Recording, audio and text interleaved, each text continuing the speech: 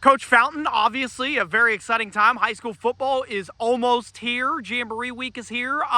Just your thoughts on just what you've seen from the guys during the summer and that first week of practice. Yeah, it's a great group of kids. They live up to the standard and they set the standard.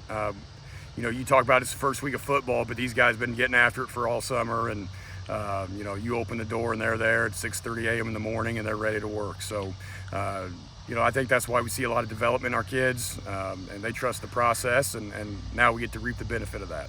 I was talking to the players. Obviously, that's a tough schedule that you guys had to endure at the beginning of the season. You got King City, Nottoway Valley, Worth County, all on that schedule. What you feel like you learned from this team? Obviously, you guys played better down the stretch. What you feel like you learned? Yeah, it's just a maturation process, and you got to get reps to get there. Experience counts for quite a bit, and we learned on the fly last year with the inexperienced group.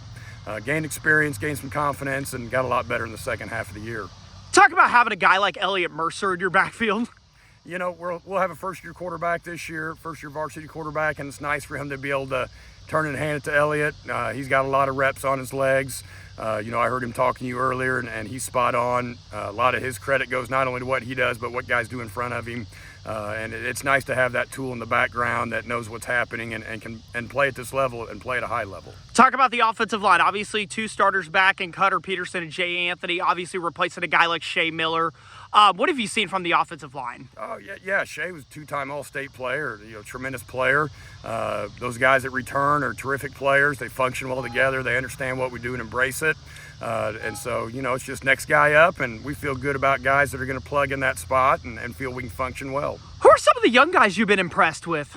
We had some young guys contributing at the varsity level last year, maybe before they were ready in that first slew of games that we talked about. But Carter Danner grew tremendously as the year went on.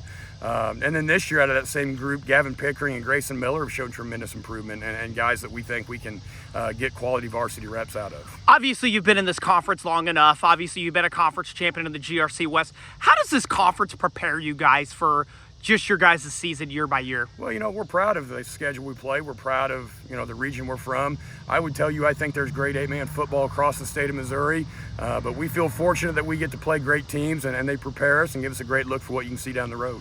Coach, what do you feel like are going to be some keys, obviously, to try to get you guys back in that mix for a GRC West and possibly a district title? Yeah, just, playing at a mature level with consistency. And every year we want to do three things. That's win the line of scrimmage, win turnover battle, and win special teams. And if we can do that to start with, we can continue to grow in other areas and give ourselves an opportunity.